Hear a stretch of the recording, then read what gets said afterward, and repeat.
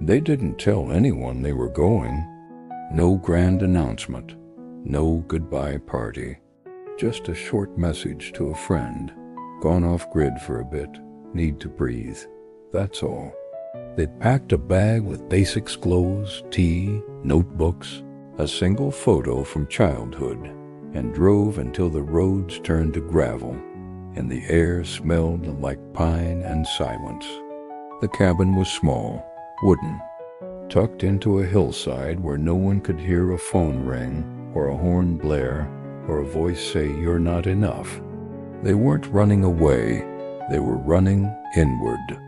For years they had filled their life with noise, jobs that paid too little but asked too much, relationships that took but rarely gave, achievements stacked like armor, impressive but empty, and underneath it all, a question that kept them up at night. If I stopped doing everything, would I still be someone? They arrived just before sunset, lit a fire, made tea, unpacked slowly, trying to adjust to the absence of urgency. It felt strange, foreign, like putting on silence after years of wearing chaos. Then they saw it. In the far corner of the room, mostly hidden beneath a sheet, a mirror. Tall, old, dusty. They didn't touch it. Not that night. Something about it made their stomach tighten, like it could see through them. So they turned away, crawled into bed, and fell asleep to the sound of wind rushing through trees. Day one was disorienting. They made breakfast in silence, walked through the woods, sat beside a still lake. No notifications, no emails, no "what do you do?" No, who are you supposed to be? Just the quiet and themselves. And it was uncomfortable, because when the world stops talking, you finally hear your own voice, and sometimes it isn't kind.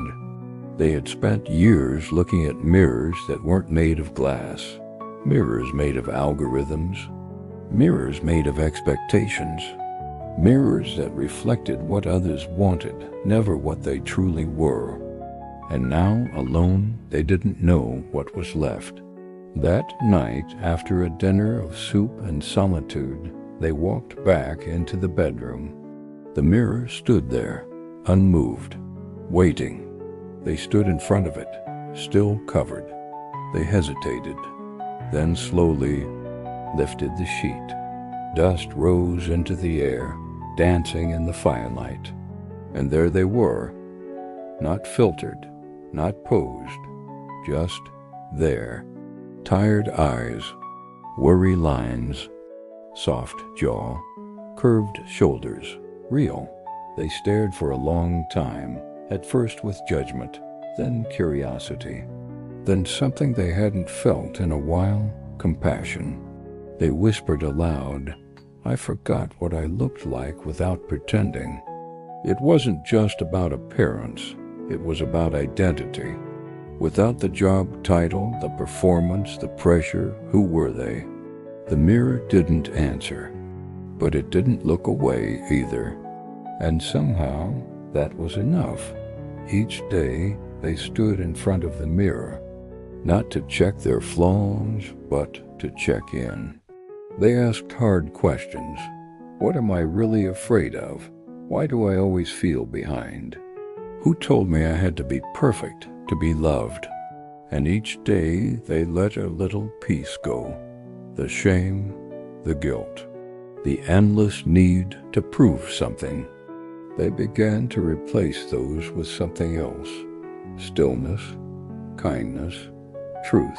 One morning, they stood in front of the mirror and smiled, not because they looked better, but because they finally saw themselves. Not a version curated for applause, not a product for approval, just a person, a soul, a story in progress. And they liked that person. The world will try to define you.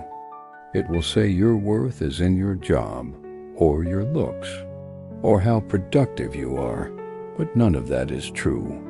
You were worthy the day you were born. You'll be worthy the day you die. And every messy, ordinary, extraordinary day in between. When the week ended, they packed up again, not because they were fixed, not because they had answers, but because they remembered the question, would I still be someone if I stopped doing everything? And now they knew, yes, absolutely yes. They left the mirror uncovered, not for the next person, but as a symbol of presence, of permission, of peace, because once you see your real reflection, you never forget it again. Maybe you need your own cabin, maybe you need your own mirror, or maybe you just need this reminder. You don't have to earn your worth, you don't have to prove it, you just have to stop and see it, because it's been there all along. Right beneath the noise, right behind the mask, right inside you.